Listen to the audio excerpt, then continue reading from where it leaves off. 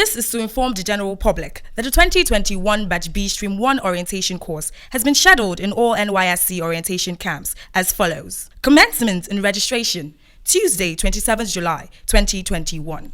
Cut-off date for registration, midnight Friday, 30th July 2021. Swearing-in ceremony, Monday, 2nd August 2021. Closing ceremony, Monday, 16th August 2021. Prospective core members, PCMs, are to fill COVID-19 Rapid Diagnostic Test, RDT self-reprinting form, and print verification slip to be presented in camp for COVID-19 test before admittance to the camps. All the PCMs are strongly advised against presentation of fake documents as their consequences awaits culprits. PCMs must adhere to every information on their call-up letters and avoid traveling at night to the orientation camps.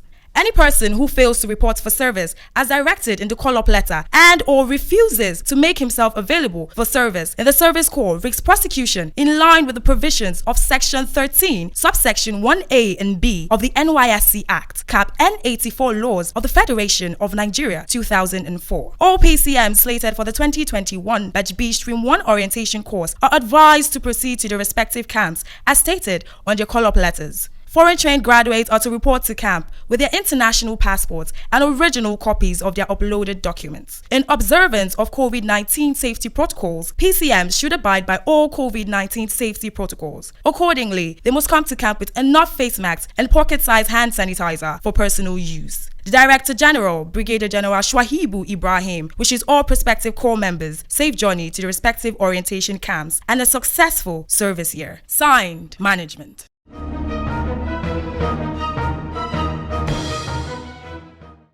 Hello and welcome to today's episode of NYSC Half Hour. I am Coco Hensher and I'll be standing in for Nkem Agunwa on today's episode. We begin in Ogun State with a beautiful story on national integration. Meet Dr. Belinda Ameze Faneye, the NYSC State Coordinator in Ogun State, who first stepped foot in Ogun during her service year back in 1985. And today, she is the NYSC State Coordinator. Let's meet Dr. Belinda Ameze as she takes us through the activities of corps members in the state.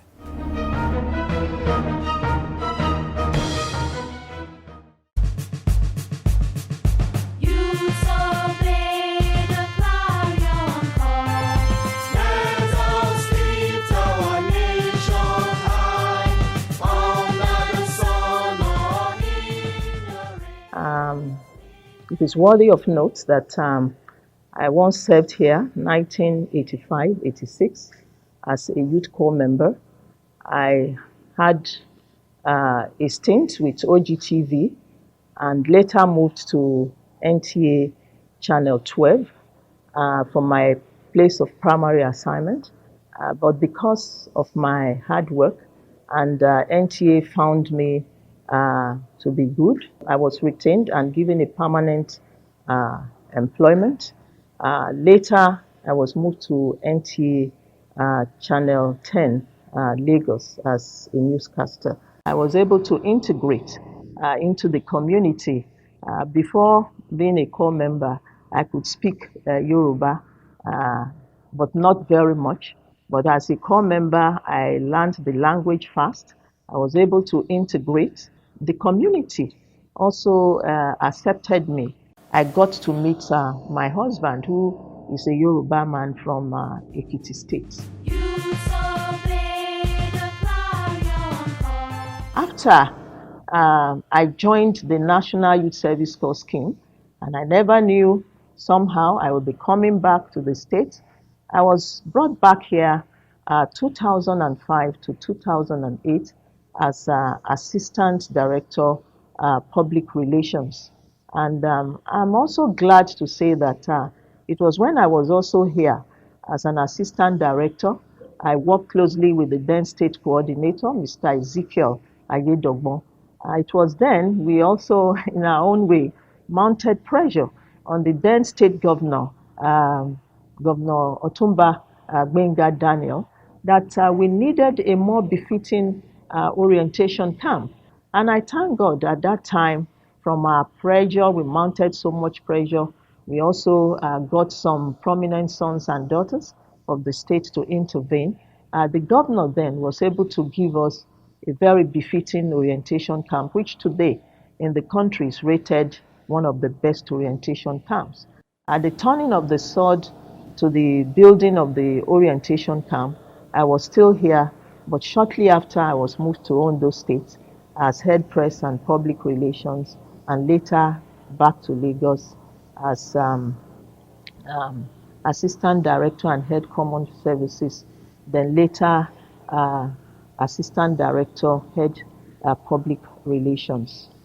I want to say that I was in Lagos until 2018 when I was promoted to the rank of deputy director, and later moved to Nysc Directorate Headquarters. And in 2019, I never knew I would be coming back to the state where I served as a youth corps member, as a state coordinator. And I want to say that today I'm here as the state coordinator.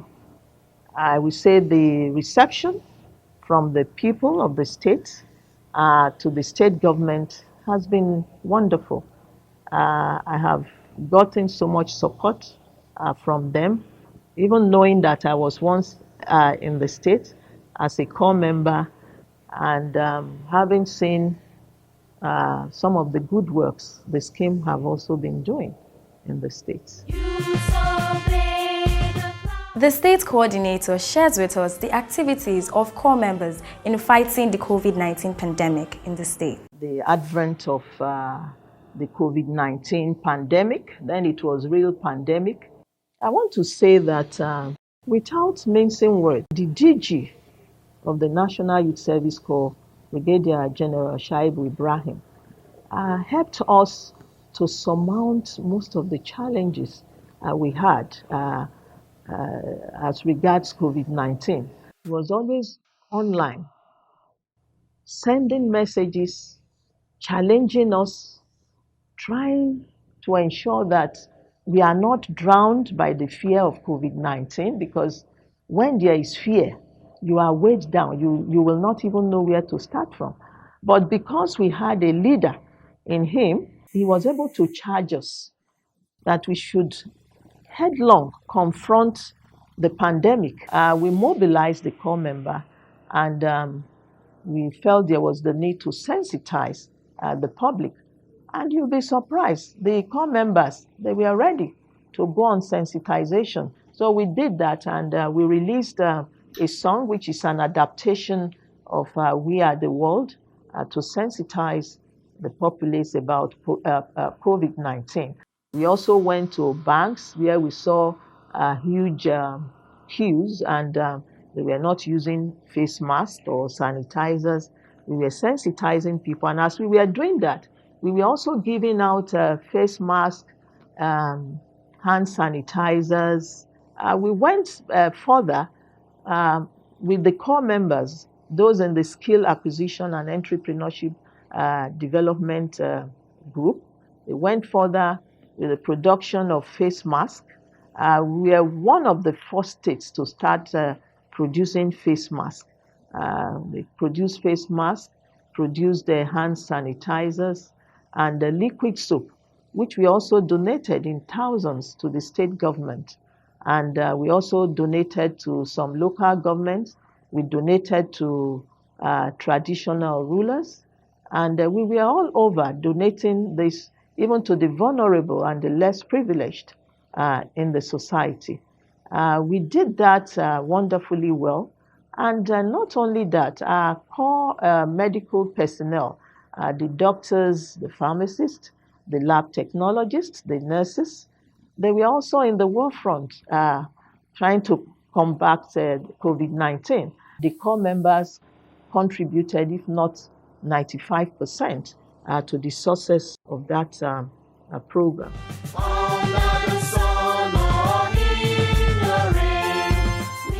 The Skill Acquisition and Entrepreneurship Development Program of the NYSC is geared towards ensuring core members are engaged productively and generate sustainable economic value. Dr. Belinda Ameze shares with us the impact of the SAHI program on the agricultural sector. They are being taught by some of our facilitators who are into farming, how to cultivate cassava, and we also cultivated plantain. We also cultivated pepper. We also had a fish pond, and we also cultivated the scent leaf, the ones Yoruba refer to as efinrin. You may want to know why we cultivated all this. With cassava, we wanted a situation where we could teach our core members not just to cultivate, but also to process cassava and make money from the process. Yes, from planting cassava, you can sell the stems when they are matured. You can make money from it. You can process the cassava. You can sell it like that, or you process. But when you process, you are adding value and you are making more money. We are not only going to teach them how to process, but also how to package. When you package, good packaging, how it could attract customers. So we felt doing that is part of skill acquisition and another way of encouraging the core members to look for job outside the white collar job. The fish pond we started. We also had those who were also training them on fishery among the SAID trainers. So they also come there to teach the core members, from the fingerling, how it grows, how to feed them and all. So the core members, they were happy. A good number of them, even after being taught that, they said they were going into farming. So they went into fish farming, and we started buying oven to dry the fish to also add value, and we package it, and we are selling, out, selling to, they sell to people, within the community, even outside the community, because we take to some people in Lagos, and we also advertise what we are doing so that we can get customers.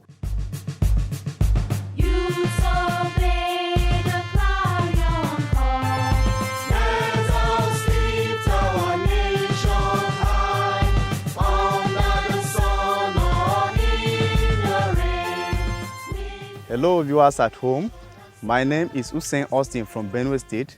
NYC brought me to Ogun State, and here is our Said farm, and I'm going to take you around to our Said farm to see how we have done so much in agriculture. Agriculture is the bedrock of every nation, and if we want to live stronger as a nation, there's a need for agriculture, and agriculture is the key. In our Said farm, we have so many things there. We have the fish farm, we have the cassava farm, we also have the snail farm, and as well as the yam farm and vegetables. So let me take you to our Said farm.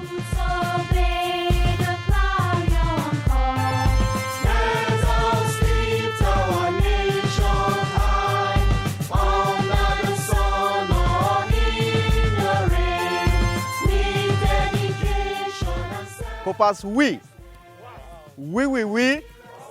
of you are well done. And this is some of the products of our NYC orientation camp, and here, this is the cassava that was being planted, and we are uprooting it ready for processing. I'm going to hand you over to my senior colleague, which is Toib, who is going to take us around and show us about all that is being done here on farm.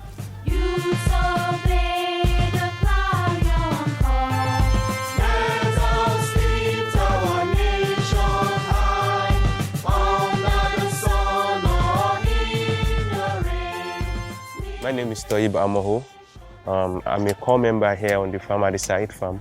And here we have a lot of things. As you can see, these are my colleagues. We are harvesting cassava today. These are cassava planted a while ago. And today we are harvesting them. They are very, very okay. The cassavas are so great. And here we have a lot of variety, of course. We have ugu, like vegetables ugu. We have pepper, we have tomato. Currently we are planting carrots. We also have maize, we have plantain, and we also have fisheries, and we have snails here on the farm. Before now, I never knew I would be coming to the Nysc side farm, but being here, it has been a very, very wide experience.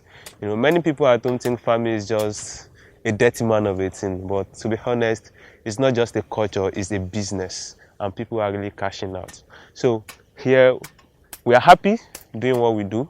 Everybody is happy. We all work together as a family. We do things together. We weed, we harvest, we nurture our crops together, and our crops are doing well. Yeah, the cassavas we planted a few while ago. We planted them about a month ago, and as you can see, they are doing so well. We just weeded these ones. We have cassavas down there. Also have cassavas towards there. These are cassavas. Yes. Our ugu farm is towards there. But before I take you to the ugu farm, let me explain a bit of what we are doing here. I know many will have been pounding. It would have come across your eye in the camera. So I know you probably would have been wondering, what's this? So these are prototype that I designed myself. The essence of, as you can see, these are tomatoes going already. These are used to ensure that we want to optimize space. You know, problem of weeding was an issue when we first got here.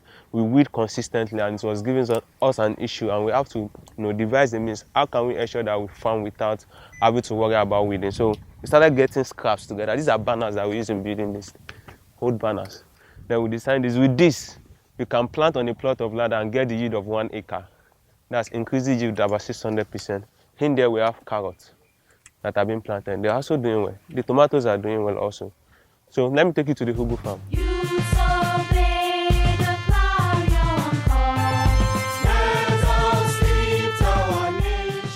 Here is our ugu farm.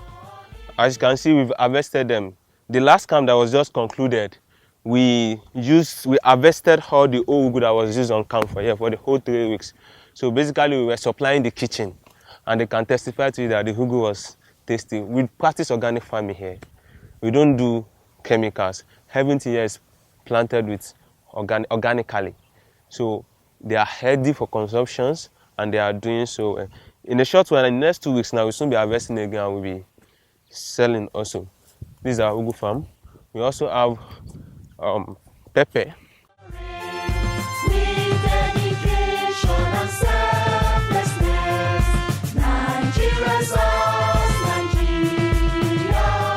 There have been a bit of challenge with our pepper farm, but I can tell you the pepper are doing so well also. Because basically we don't use irrigation on the farm, so rain was a setback. We don't have much rain, so it has led to a bit of setback in the growth of the pepper, but I can tell you they're also doing fine. The pepper are doing so well. Some of them are fruiting already, like I pick from this. We also have most of them fruiting already, and they are doing so well. We also have cassava planted over here too. All here downward is cassava. Everywhere around there is cassava. We have maize towards there that are just planted. They are coming up so soon. Let me take you to the snail farm. Many will be wondering why do we plant scent leaf as much as this? The scent leaf has a lot of benefits. It is used in pharmaceutical industries, for culinary purposes, for religious purposes, and for a lot of things. And it's one of the most sought after herbs you can right now. It has a lot of benefits, and it brings in a lot of money also. Scent leaves has a lot of benefits. I know many will be wondering, this guy has been speaking in some kind of tongues, but yes, it's not like I know all this before I graduated or from school. I studied biology, plant biology to be specific. And during my course of study, we were exposed to a lot of things, but being here in camp, here we are right now in the side farm, we've been exposed to more than we are being exposed to in schools. Because this is more or less of a practical field, and we are gaining the experiences that is required, to meet the challenges out there. Honestly, school prepare us also, but being here, it has prepared us more than what we actually get from school. So it has been a nice experience all around. So let's move to the snail farm.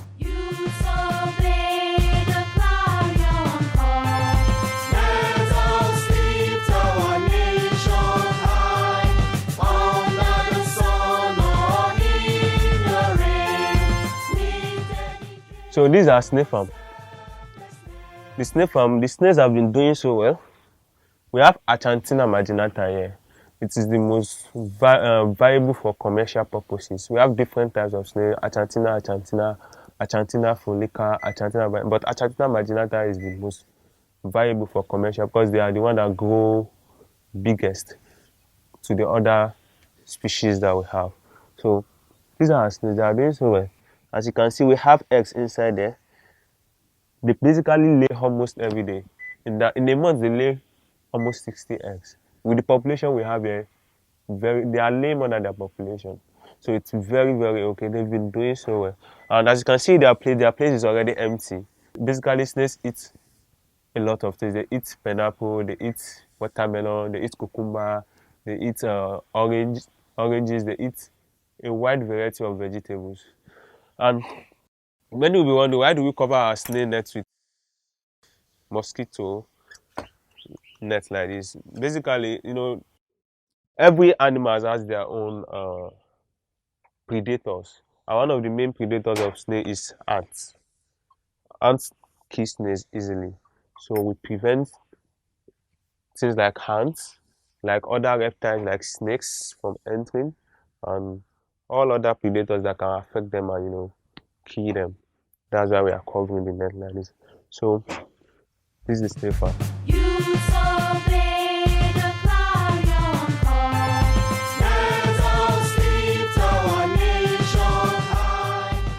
Here is a yam farm. Yam in sack. Many people have been hearing about yam in sacks, but many don't believe you can actually grow yam in sacks. Yes, it's possible. Farming is all about science. When you understand the science about everything, then you can manipulate farming any way you want. Once you understand the physiology of the plant, how the plant grows and everything, then you can, in fact, you can grow yam in air. We call it aeroponics. I can do that. I know how to do it. But here we basically plant them in sacks. So these are sprouting yams. These are already sprouting. They are coming up. We have many of them that are already sprouting already, that are germinating. Many say yam will take 7 to 9 months before it grows. No.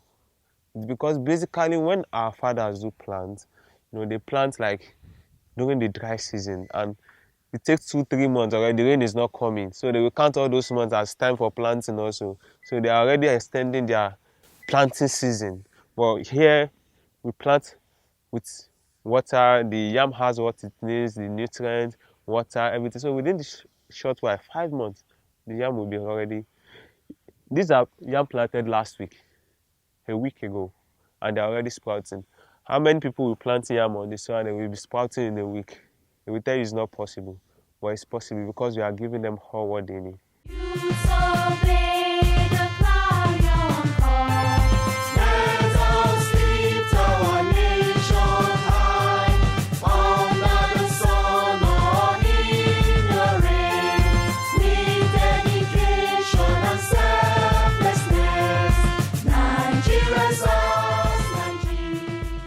I'm very happy and delighted to be in this place because of what I've learned so far concerning the agricultural farm in this Ogun state, and it has so much inspired me in the process of the fish farming and also the cassava farming and several things all around in this place. It has inspired me for me to have my own farm.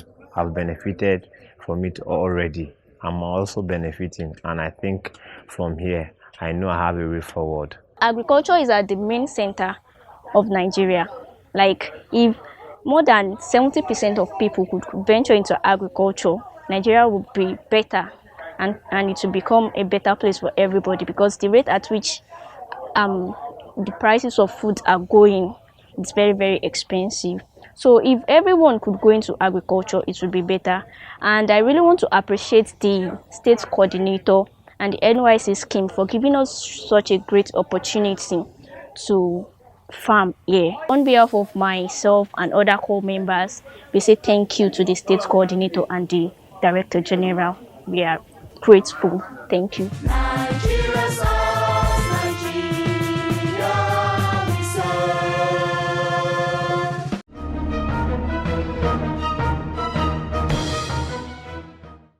Wow, we say well done to Usain Austin and Tahib Amo and all the core members contributing to the growth of our economy through agriculture.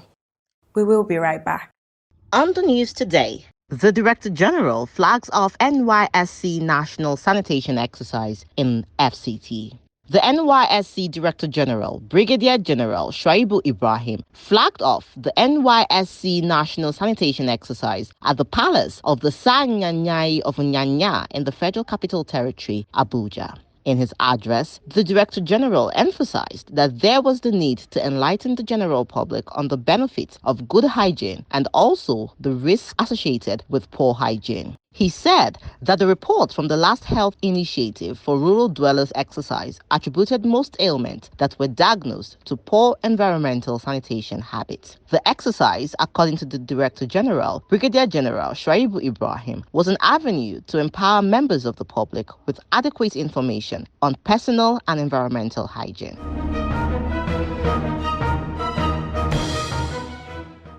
The NYSC has over the years made meaningful contributions in promoting national unity and also building the spirit of self-reliance amongst Nigerian youths. We urge core members to be diligent and provide loyal service to the country in whatever situation they may find themselves.